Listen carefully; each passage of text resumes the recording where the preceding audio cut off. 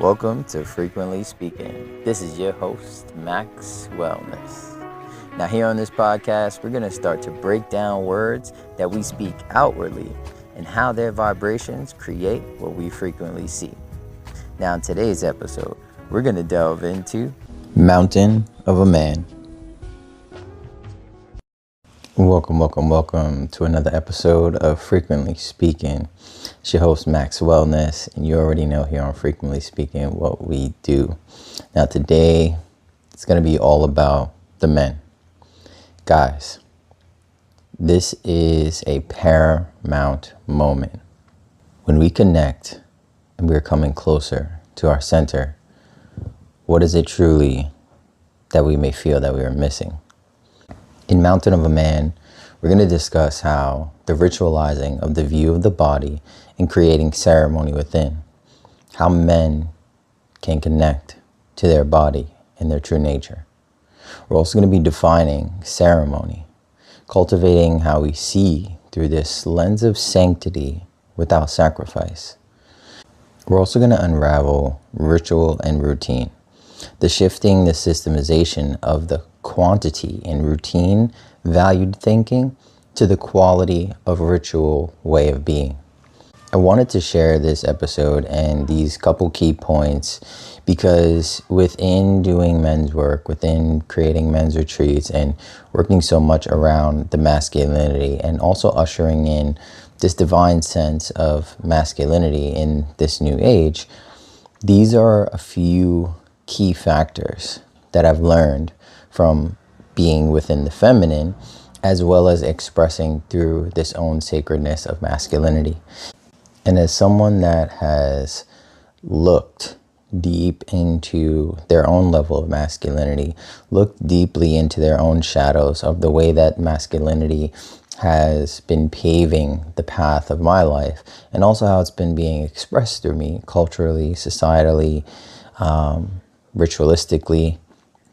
This has been something that I have taken the responsibility of shifting and changing, and life, God, nature has led me into many different mountains, many different jungles across the world, mainly in Central and South America, to really give myself a different look into what masculinity is, what femininity is, how we can honor it, and also how as men we can come back to that mountain and to that maloca within. So let's dive deep into this great understanding of how we actually connect and start to build ceremony, ritual, and a new rhythm of how we are mountains of men. So guys, I always like to start with a question.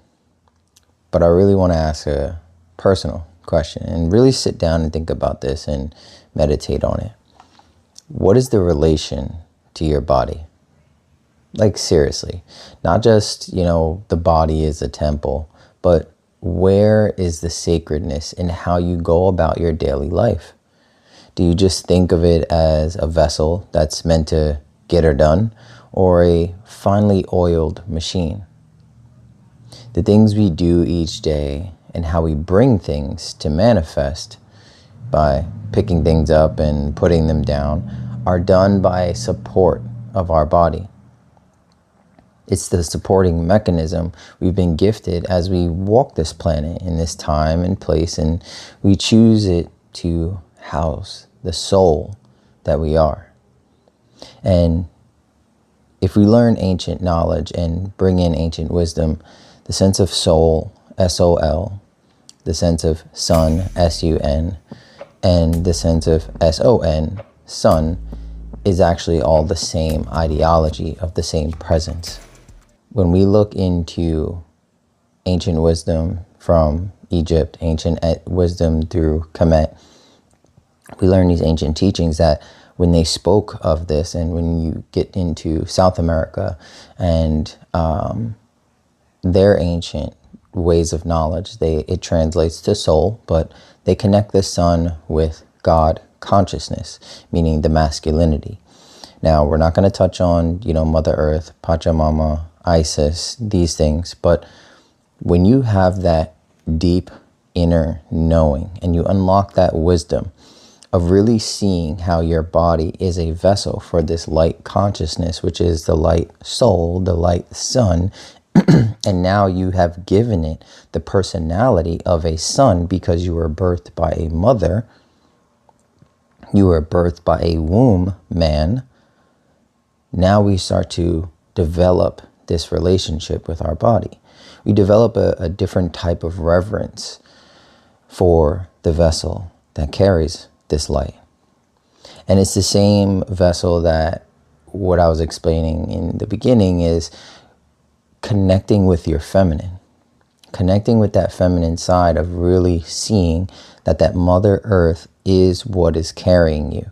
So how can we actually build a relationship? How can we treat our mothers, daughters, wives, sisters with that level of reverence if we have yet to make that connection and build that connection with our body, because we simply see it as a well-oiled machine or a mechanism just to get things done, or this machine to look good and bring things in.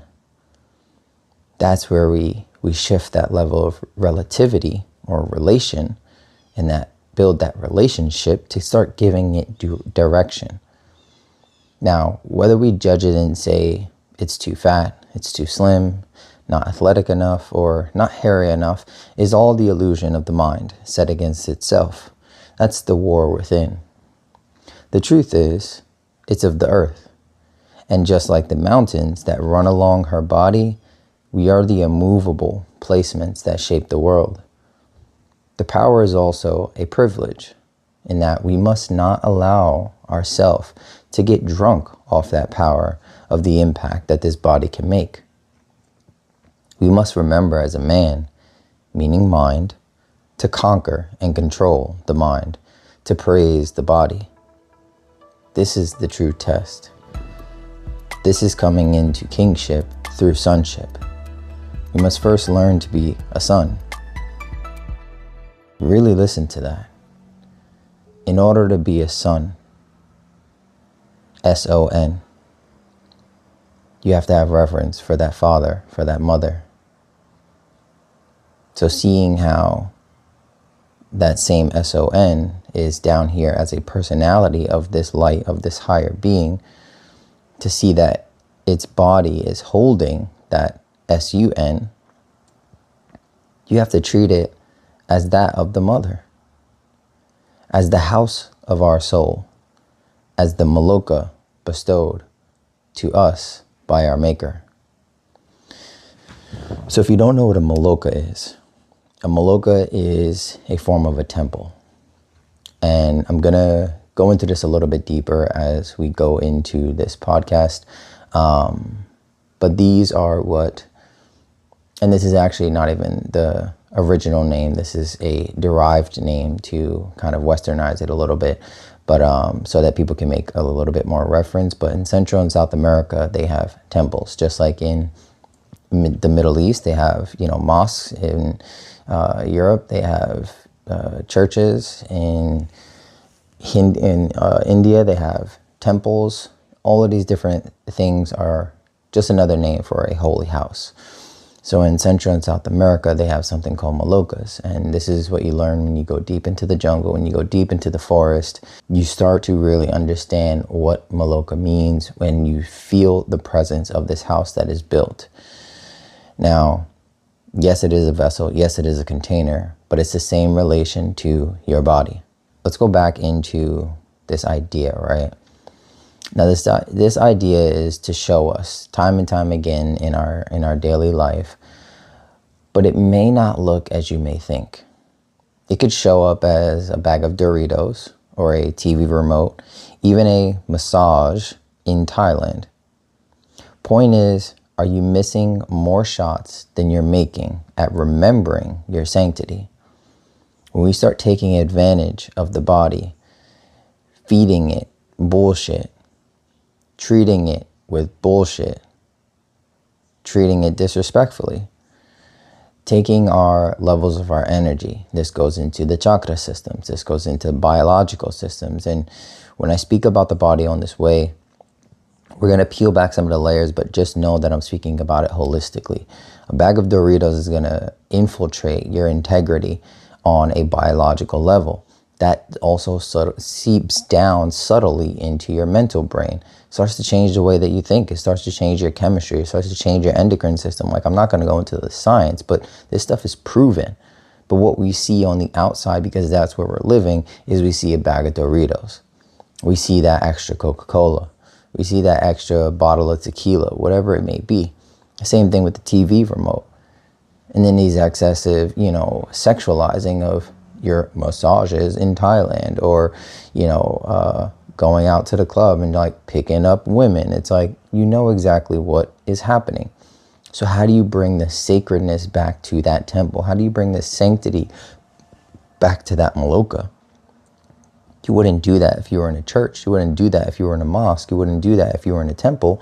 So why is it that we have given up our sacredness to do that and act that way and put those things into our temple? And also, how do we cleanse it? Now, you may not feel that you are connected to Mother Earth, or may know that you are and don't quite understand how. That's fine. It's your relationship to build. Now, I hope in this piece here, there can be an opening to a way to bridge, develop, and cultivate that relationship with her, entering this maloca that is your body. Developing an elemental connection to the ways a mountain is and its presence in the world. This is the true meaning behind this talk here. Now, as well as ritualizing the routines that may have been set before you without your discernment as to if you are to carry out the ceremony of life that you're experiencing. Now, I get it. We as men really haven't had rites of passages set. And this is why I developed Telos, a brotherhood of men to actually find centered selves without being self-centered, to start to create a purposed view and create those meaning, bringing ritualization, bringing ceremony back to our routines, because so much so how our rites of passages have been unraveled and bound up and chained is outside of what you've been taught. The discernment that you've had that, eating Doritos over Whole Foods is more important, that is a level of discernment. When you're presented with something that is in your life, you don't really discern what is actually true to you, what is actually your soul calling, what is actually pertinent and efficient for your body. So we start making those choices, and those choices start to turn into our routines. So that routine that may have been set before you now, because those rites of passages have been broken, that has deteriorated your discernment. Now, if you're looking to carry out this ceremony and bring in that connection to your life and connection to those levels of your body, to start ritualizing those routines and build a more intimate connection with your temple, that's going to be the life that you're going to experience.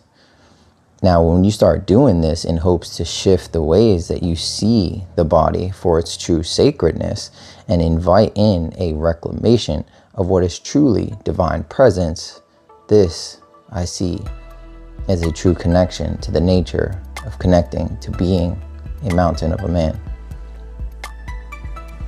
Now, how do we begin to see sanctity? Yes, we have these deep, internal, elemental, and spiritual aspects. But what actually are the parts we are working with? We have this physical connection to the body as the mountain made of earth, and this aspect of our internal state as the maloca and its sacredness. So how do you see these expressed in real time?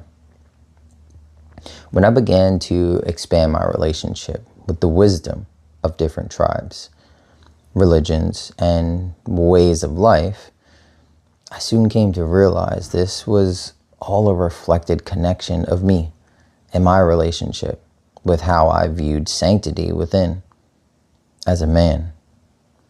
I began to notice shifts in the ways I saw exercise, nutrition, people, and my personal principles.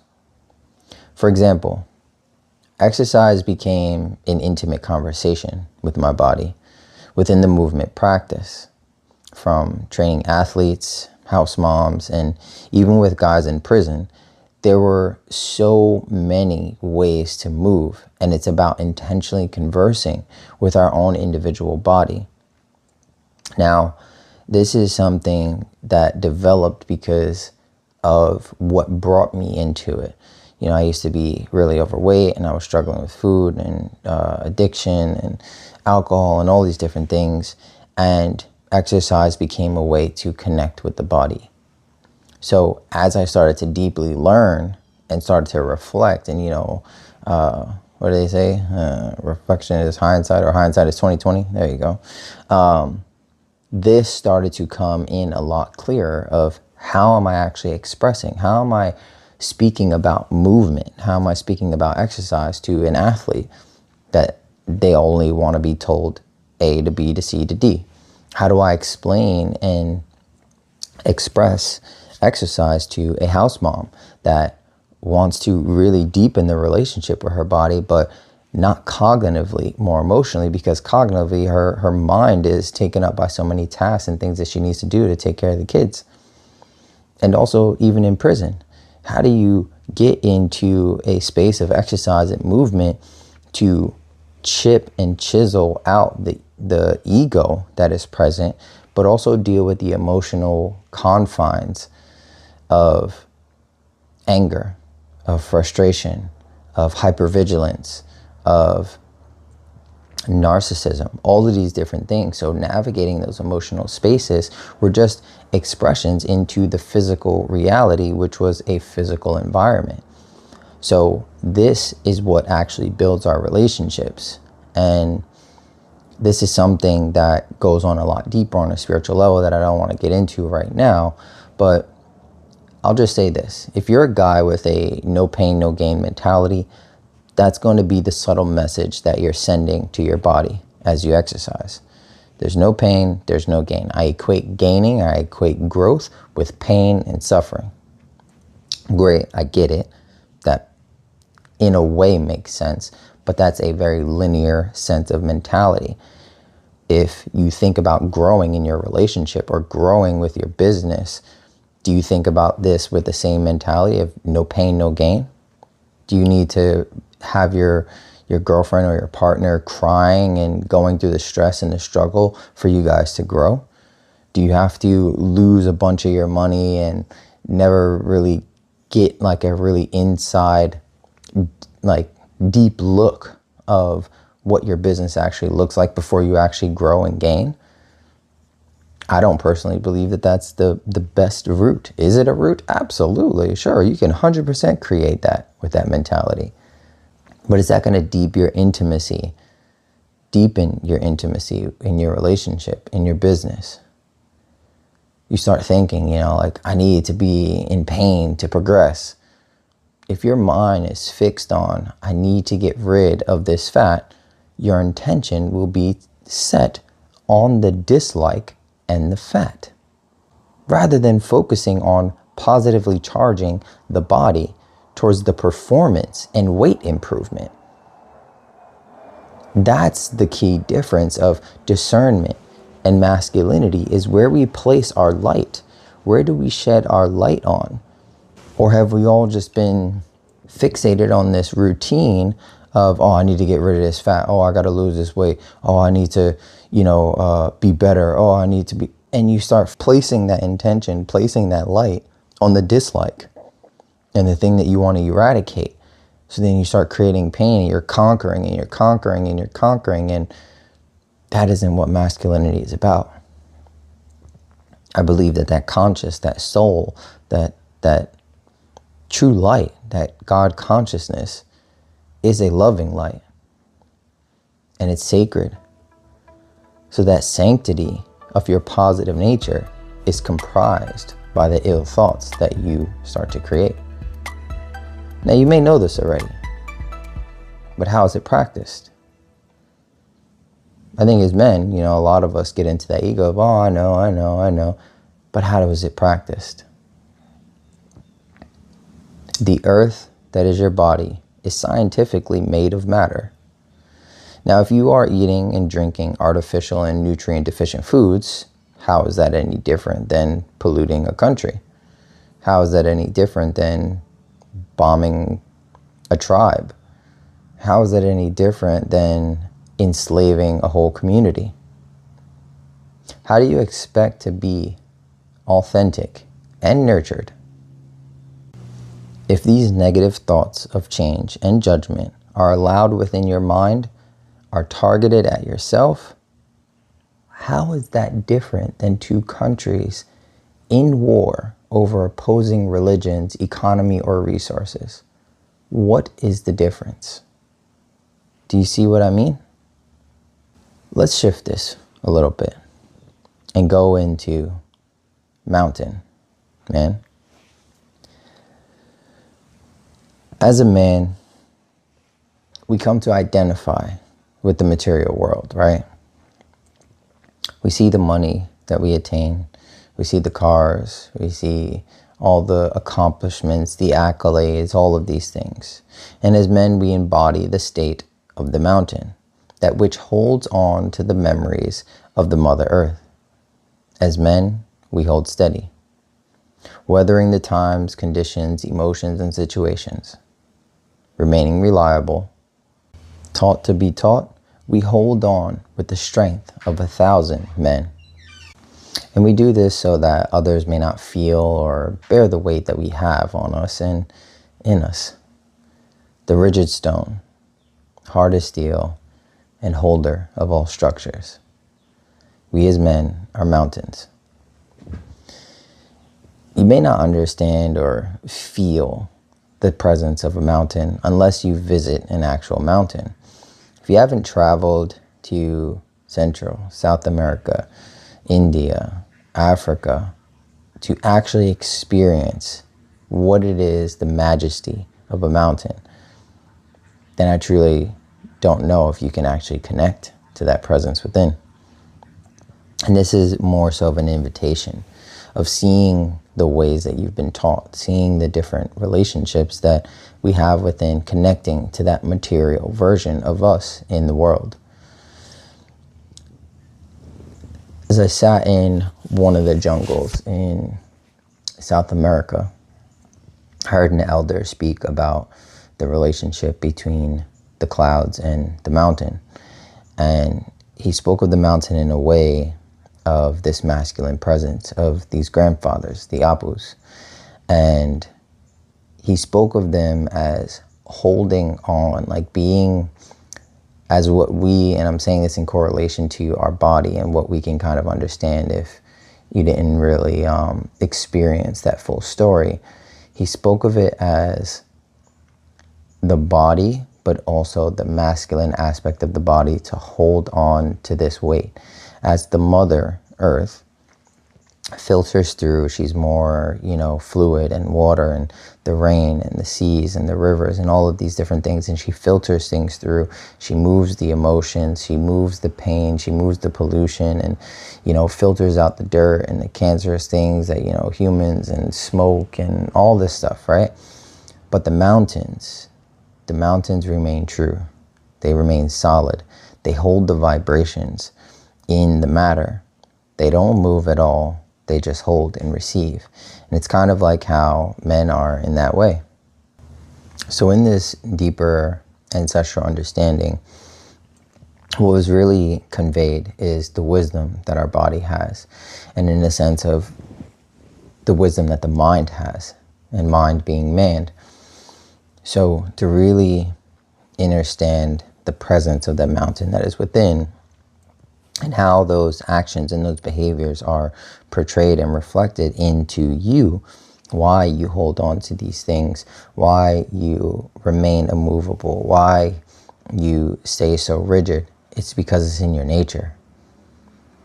But there's also a way of connecting to that and building that intimacy with that relationship, to that presence of the mountain, so that you can bring it into the man. Because also in correlation to the body has memories as well, just as much as the mind and the brain does. So when we talk about somatics, there is a presence of our body and how it stores things, so that mentally we may feel like we forgot. We can create up a bunch of blocks and barriers and labyrinths and safe boxes and to bury those thoughts, but our body still remembers. That is in a sense the Mother Earth, but paradoxically it's also the masculine mountain.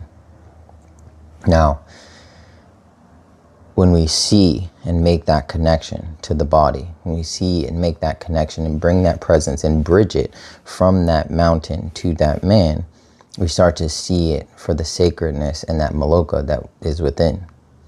Now, to assume the identity of the maloca is an introduction to the memories of what is within, an invitation to open up to our ancestral roots. It's a place where we come into and sit, build a fire, and listen. It's an intimate connection and embrace to create. Now, a maloca is erected from that which Mother Earth has given.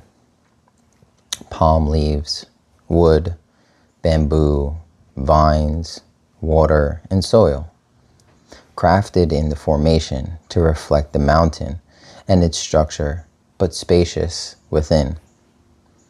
When you step into a maloca, you see the different designs, you see the different structures that it's created, but you can also see the nature and the tradition that it's built and erected within. But as you step into it, there's nothing in there. It's not like a house where you have couches and paintings and plants and lamps and all these different things. It's just you. You bring the wood in to build a fire. You bring your thoughts in to cleanse them. You bring in anything that may be within to sit and listen in that silence.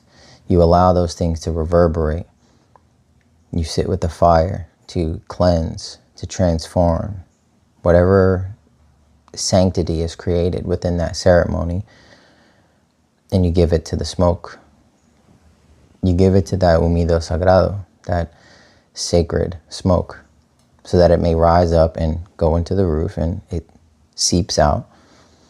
But this is also something that provides shelter. It provides a safe space, which is that reflection of what your temple could and should be. Now, expressing that needed nature between mountain, man, and Mother Earth, it's alit with a fire within. Spirit enters the maloca to allow for the echoes to resonate and give voice to those memories held tight by the rock formation. The mountains watch as the maloca speaks. As a man, we create space within so that these deep sacred teachings, pains, tears, and songs are given permission. As men, we construct malocas to open and ask for forgiveness. This brings ceremony. This brings ceremony to the recognition and the acknowledgement of the mountain that is a man, the man that is a maloca. You're acknowledging these connections, you're acknowledging these relationships. This becomes the ceremony. The more you ritualize this, the more you make it routine, this brings that intimacy to create ritual. Now, the consecration of this maloca is done only after the construction.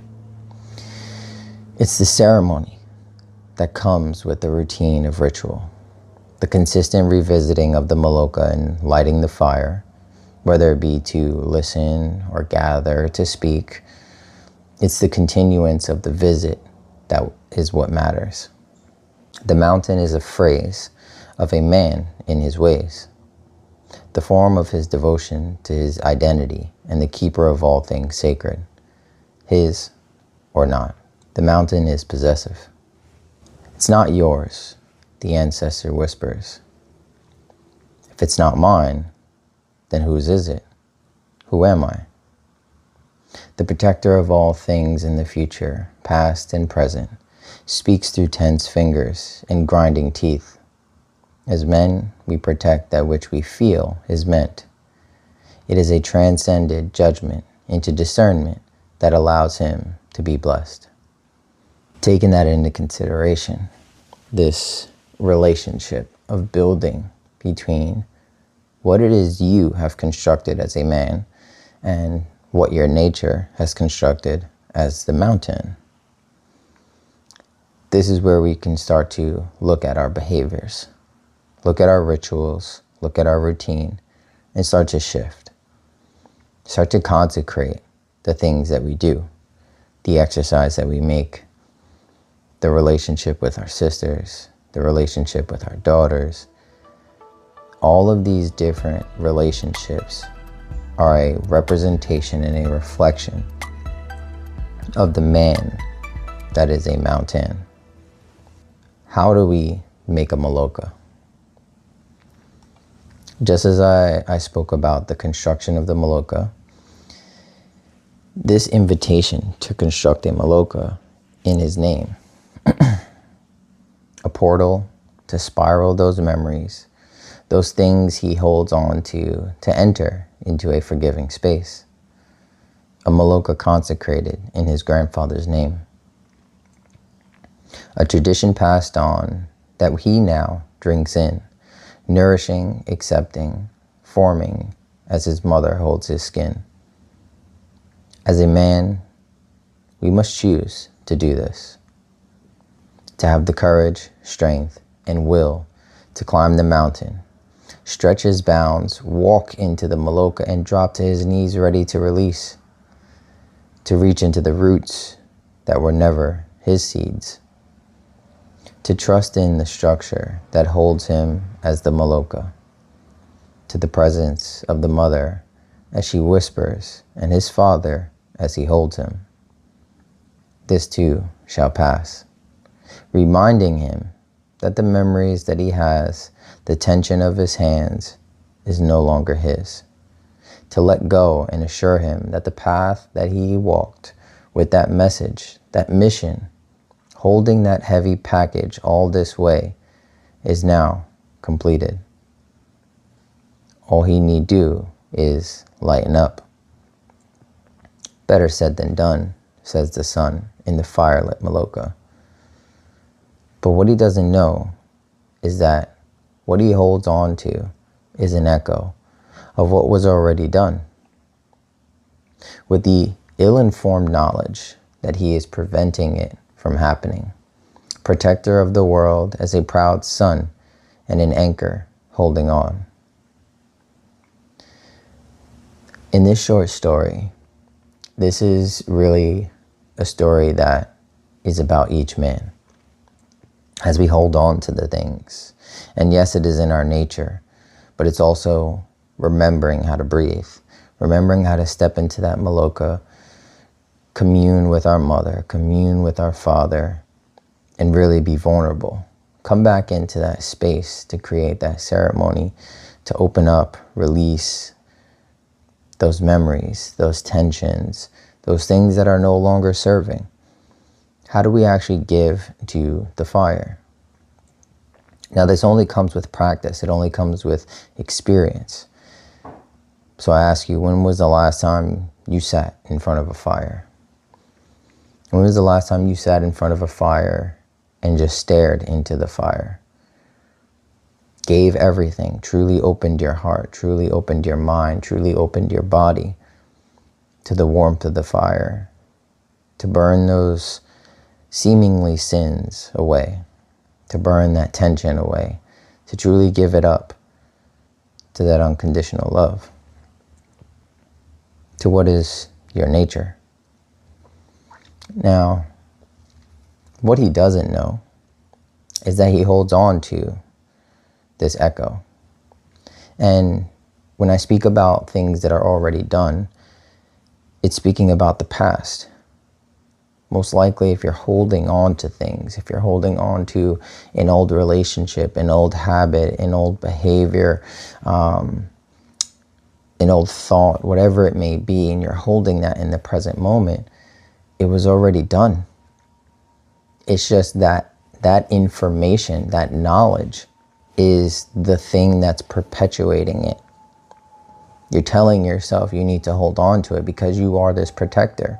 You are this anchor holding on to it. And if you let go of it, then you don't trust the feminine to filter it. You don't trust that unconditional love to move it. You don't, not move it, but accept it.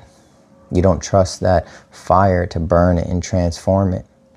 You don't trust your nature. Now, I get it. To let go is no easy feat and looks different for you and me. It is the deteriorating of the identity that is synonymous to the knee. The tension in the jaw as the tension in the chain that holds on. It takes the darkness and rebirth from an earth womb, the heat of 22 fire-wielding stones, sweat pulled from his body in a matter of minutes, and the air filled with 13 prayers for spirit to pry the package from his tightly wound body. All 300 pounds of him drops to the brittle knees that kept him going for so long. Grandfather speaks. Rest, son. I'm proud of you. You're exhausted. The hands of a healer, seeming to work a miracle, but really guiding the permission to the body to stop reaching for the identity of the anchor on the ground. It's gone now. No longer weighing him down. Now, you may connect to this. You may be like, what the hell does any of this mean? What is 22 fire-wielding stones? What's it 13 prayers? My knees are pretty good. But this story comes from a ceremony about a year and a half ago. This huge guy, about 300 pounds, yeah. We were in Sweat Lodge, and this is something where we go into a small maloca of some sort. Without going into all the details, it's pretty much where you sweat everything out and you pray. You're going back into the womb of the mother. And for the fire keeper, as you're outside, there are different ways to hold temazcal or Sweat Lodge. But with this one, we particularly used 22 stones. So what it is, you place the stones into a fire pit, and the fire is outside. And as the ceremony is going on and everybody is in the temazcal and it's all covered up and they're praying and sweating, there's one person that's outside that brings in the stones. And these stones represent the grandmothers. And with each of them, they are holding the fire. They're holding the alchemy. Because once they are brought into the lodge, once they are brought into that small little maloca, it's then that there's water thrown on them so that it creates steam. So there's this process of alchemy. And it starts to get really, really hot. And everybody in there is sweating, and we're all sweating together. And that water that was placed on the stones, sent into the alchemy of steam, permeating into our bodies, transitioning our bodies to produce water and pull out the toxins, pull out the prayers, pull out the pain, the tension, the discomfort, all of those things within our sweat to be offered down into earth. This is what he was experiencing. And in this, there were so many things that was a reminder of what he was holding on to, how exhausted he was, what the pain that he had come to that maloca, to that temazcal, to that ceremony to really truly release. But it wasn't until the end, until he came out of the temazcal, back into the sun, out of the darkness, that he realized that that pain in his knees, that the pain in his body, all 300 pounds of him, was just things that he was holding on to. In this ceremony with grandfather, and the holding of the womb in that space became a healing and transformative experience for him to actually let go, to see that he was being an anchor, to follow that chain all the way down that may have been stuck and wedged inside of a rock that was keeping his ship from moving. He had to climb all the way down and follow that trail of that chain all the way down to the depths and unhinge that anchor to stop being that, to really truly surrender, to really rest into that grandfather and that grandmother and let go. To let go of that package that was being held from his ancestors from way back when, having these battles and these wars with different indigenous tribes and the Native Americans. And this is what we carry around in our body. This is what memories are stored within these mountains. So I say that to say, look into your own fire, step into your own temescal, practice these ceremonies in this way of diving in deep to see what is truly there that you're holding on to. Because as men, we forget the body is dense and slow. As mountains, we remember the echoes that grow. And as malocas, we understand through ceremony that into the light of the fire, it all is let go. You may be asking, okay, you hear about the different ceremonies. Maybe you're thinking, plant medicines. Maybe you're thinking rituals, candles, and pentagrams, and sand all around you, whatever it may be. But ceremony isn't everything. Your life is a ceremony. It's your relationship to it. But to enter ceremony, there's one thing that you need to have: honor. There's a great deal of sacrifice of our physical body to withstand, push on, and do all that you can. Deteriorated knees form decades of death. Compressed lumbar discs for each tragedy and bruised witness. Scarred skin from the guarding of all suffering siblings, all to be the mountain holding the memories. The remembering of Mother Earth and all her forgiving, sacrificing the physical body to preserve the sanctity, holding on to all the things that are not really his because he can. Man suffering from the memories passed down within the winds and the blood beneath his skin. Now, how does he shift the sacredness of the honor of sacrificing the finite body that embodied suffering into the relief through sanctity? As we go through life, we experience all these individual aspects. We have the inherent memories of remembering what happened to us when we were a teen, what happened to us when we were an adolescent, a toddler, a child, all of these different things in our individual life. But that sacrifice that we've chose, as men, we've seen that there's an honor in sacrificing. There's an honor in sacrificing my body because it can take it. I want to build a big, strong, tough body to take the bruises, take the hits, from protecting my little brother, from protecting my little sister, from protecting my mother from that abusive father. You see all the sacrifice that you had to take from giving up your dreams and, creating a job that would suffice your father or your mother's expectations or standards of you. Whatever sacrifice that you had to make with this finite body and your individual experience that allowed you to embody that suffering. But where do we shift into that sanctity to find the sacredness that is behind that? From being that sacrificial archetype into finding the sacredness of our divine nature. It comes down to the practice of your relationship of honor.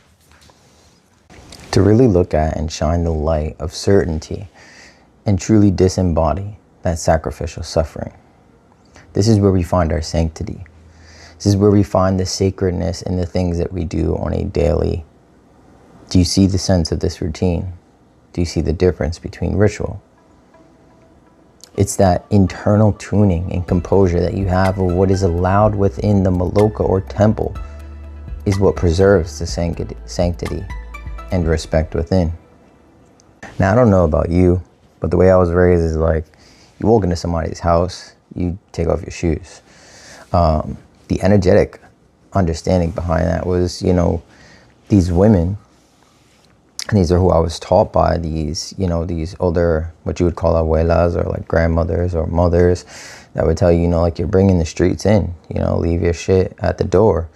You know, if you are walking outside and you stomping around and all this shit, don't walk there and bring that into my house. Like, my house is clean, my house is sacred, my house is sanctified in that way. So it's the same way that you start to grow and start to see the ritual of taking off your shoes within your own temple. Before I'm about to, you know, stuff something in my mouth, whether it be another beer or a bag of chips or a fucking sweet cake, or what do they call them, oatmeal cream pies, whatever it is that you're eating or you're stuffing in your face, like, to sit with that feeling of, am I disrespecting my body as I put this in here? Am I disrespecting my body when I'm about to do that next line? Am I disrespecting my body when I'm about to, you know, pay this woman $40 for this act that's about to be done? Am I truly disrespecting my temple by allowing these things in, and also the things that I'm giving out? You know what I mean? And these are the aspects where it breaks down the integrity. And if you know anything about woodworking, if you've ever really chopped or like broke anything down and transformed anything, it's by those small incremental compounding movements. It's like when you ever watch termites tear down a full log. It can be a 600-pound log and it'll be gone in days, because each little termite takes a chip at the integrity. It's not about breaking through the whole thing and just in one day you're going to be sanctified and holy and all of these different things. It's the incremental value that you've taken from when you were a child. Even if you want to go into the energetic and spiritual, the spiritual and energetic baggage that has come along with that integrity to bridge back that connection that you feel is disconnected from that sacredness to that mountain. It's that integrity that chips away, the same chip that you put in, you know, consistently in your mouth through the years. You have to either halfway meet that or meet it doubly. So if I've eaten 10,000 chips over the last year, I need to eat at least 5,000 pieces of vegetables or fruits. Or if I want to be really integral, double that. Let's go 20.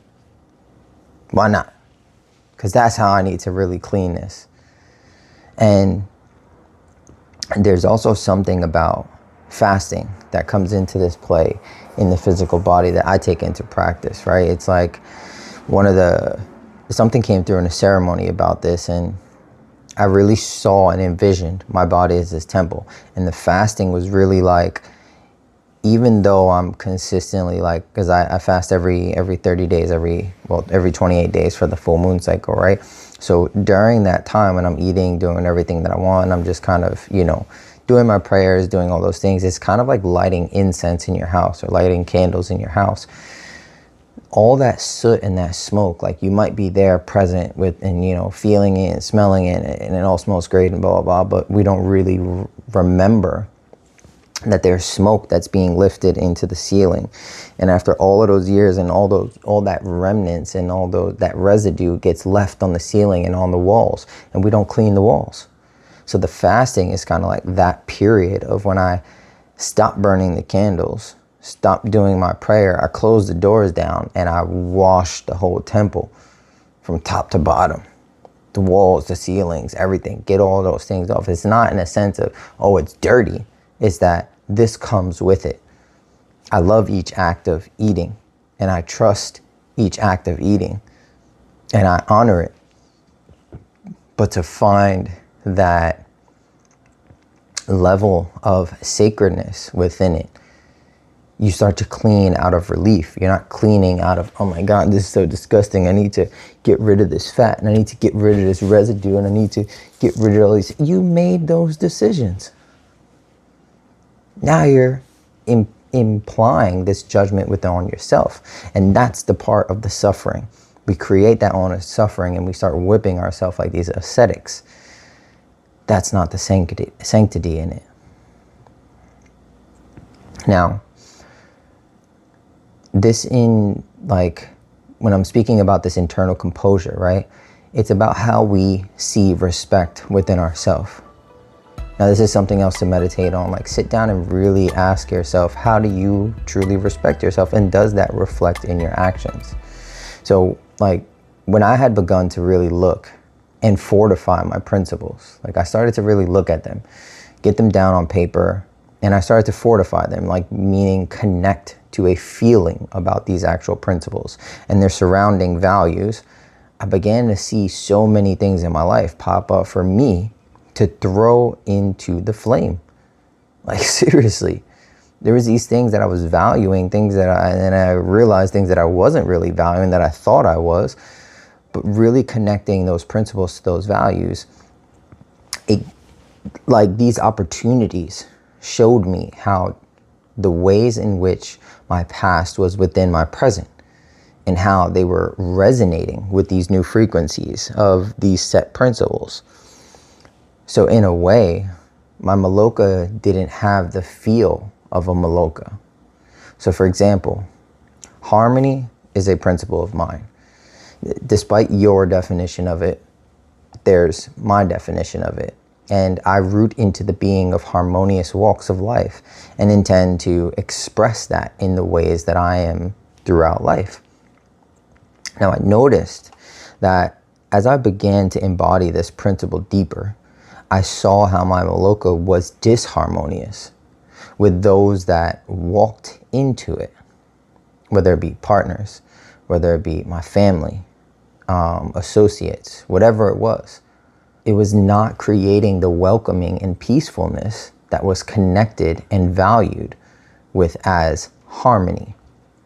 So my true definition of what I feel harmony is, not what my mind created of what I learned from all the information and the knowledge that I got from outside, the feeling of what harmony actually truly is to me was creating that. And it was disharmonious from what the thought or that definition, because that's what I was seeing, what that was coming into my body or into my temple or into my life. So that sacredness that I held for these values wasn't preserved. So what I began to do was bring more attention to the process of consecrating those principles. And this is something that I go into in one of the courses within the Well called Principles of Well. And it's really looking at our deep internal states and seeing what we actually truly value and how those values are connected to our deeper internal soul level principles that we hold as ourself as a man. Now let's talk about sacred concentration for a moment. How might one consecrate a concept within the mind, you might ask? When you look at these two words of consecrate and concentration, what does it mean to truly concentrate?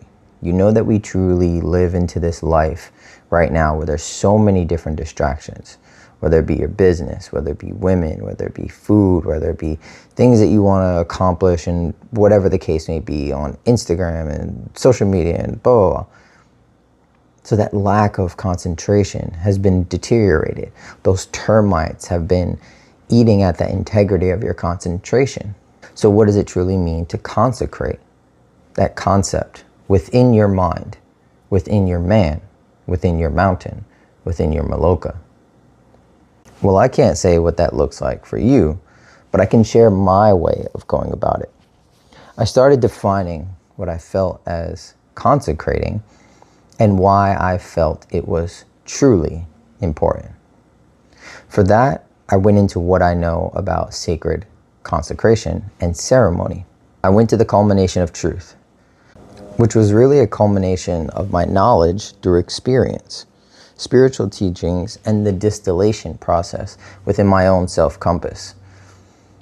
I started to see all the information, the knowledge that I gained from elders, that I gained from my life experiences, everything. I just put it all in a pot and started to go through my process of alchemy and distilling what was actually true there. So for me, that's how I derive truth. I take everything all together collectively, place it into a pot, alchemize it. So for me, consecration was the solid blessing and reverence for anything that I chose to respond to. Now the ceremony is the interaction and the relationship that begins to build between the object of focus and myself. I connect with it through my deeper set principles, one being consistency. For me, the definition is that it's the key to my ceremonial door. Consistent key, if you will. Now before that, I had to find a way to bless this space, my internal mind, body, and being, not my spirit, my being, before I could go on to build that relationship. So what I did was I created a tone for my temple, the tone being harmony. Now this is where you get the principle of harmony. So it wasn't really that I found a definition for that word. It was that I found the truth, and as I grew out from that truth, it gave me that tone of what I see now as harmony. Hope that makes sense. But with that deep connection to that frequency, I began to create rituals from the elements, because that's what I connected with most. And I found myself grounding before my trainings, practicing active presence as I cooked, lighting incense and applying essential oils that allowed for me more mentally and body clarity. Now, true visceral effects that happened within my body, these were actually true because it came from within all the way to without. Not just lighting some 99-cent incense from the store or a Bed Bath & Beyond candle. I began to feel the actions that were a part of my daily routine, bridging it slowly into ritual. Now in that ritual, I felt the level of authenticity. So this is why I bring up the levels of your rituality. And it's the same way on another level. If you have a car, right? The reason why you chose that BMW 3 Series or F Sport, whatever it is, you chose that because that is something that was resonant to a frequency within you. You reflect to that car and you connect to that car in a sacred way. We just don't look that deep. Because when you sit in that car, when you drive that car, it makes you feel something. But what if we shifted that around? What if we started creating our reality, creating the things outside because we created that feeling rather than that feeling being created within us? So when I say these 99-cent store incense or these Bed Bath & Beyond candles, I started to go for more authentic, ritualized things. So making essential oils, making incense, making candles, because that gave me a level of authenticity of connecting with the herbs, deepening my herbalism practice, and creating more harmony. So my harmony and temple is a reflection of the quality of things I receive into my body, and in that is the expression of one of my values, attention. So this level of detail is a part of the tone, the maloca and the reverence, not only for the space, but the quality in which it is kept. That meant a lot more to me, that connection between the oils, the candles, the ritualization, that authenticity, because I paid attention to that process. And because it became more whole and I understood that process, then I was able to allow it into my body, into my temple. So the blessing came with the intention to set that tone and keep that promise to uphold it. When I step into my maloca now, there's a harmony felt, heard, and promised back within the echoes of this man. Having this space within provided a clarity like no other. One that allowed for my principles to grow, to be nurtured and fully root within, as well as my other qualities of values. So I go into this a little bit more, as I said, in the course that I have in the Well called Principles of Well, where you can explore how to choose, plant, and embody your principles and values. In this routine, such as my movement, relationship building, and creative outlets, I came to see that this consecration was the reflection of how I cared to bring intention to this space and what I began to decipher from these echoes. By sitting in that ceremonial maloca, by sitting with self and listening to the echoes that were coming back, truly listening, the ceremonial fire started to show me the darkest parts of the maloca, and the mountain began to speak. So now let's step into reclaiming the flame. In all of these aspects, we look at mountain, mother, man, maloca, consecrate, grandfather, flame, change. This is a way. Finding your ceremony is to be done when your maloca is constructed, tuned to one. It is the connection in relation to how you come to change, acknowledging what you see in the flame. Can you detach from the mountain and become what you can? Can you let go of the package you've been carrying to try and protect all of them? Can you see the sanctity within the sacrifice and choose to be light? This is just one way a man chose to climb the mountain, deliver a seemingly pain-filled package that was himself into the flame, and accept the invitation of generations of blame. The honor to know this mountain of a man is in your name. Seeing the sanctity in this is to see how the anchor, the remembering, has served, and seeing deeper how now the anchor and the remembering is creating suffering. That to move on, he must heave and hoist, forgive and forget, so that he can continue to sail into the sunset. This is the gift of sacredness, of holding the ritualization to routine, continuing to walk into the maloca, light the flame, and burn it all away. Connecting to the fire is to your emotion, the identities and personal powers you have, and seeing them for what they've given. The generosity of the grandfather, ever forgiving, ever giving for that which you already have been, but have forgotten. To walk into the maloca is to forget you are a mountain, to forget you are a man, and receive that which is in the present. To remember to connect with the light, to keep it aflame. This is the ceremony within. It looks different with all, but to find yours, you can talk a particular walk. It may not always be literally to the top of a mountain. Sometimes it is, if you're brave and ballsy enough. But it can look like bringing consciousness to your routine, bringing lightness to your life. To start, you can check out a course I created for this, specifically called PrEP, Practices for Reclaiming Energetic Power. This allows for us to see in these energetic aspects of what our rituals are actually creating in those rhythms. How to see the walls of our malocas, how to connect deeper to the sense of our mountain, and how to reclaim that power and bring it into practice by preparing. Now, to go a bit further, take a trip up the mountain and construct your own maloca.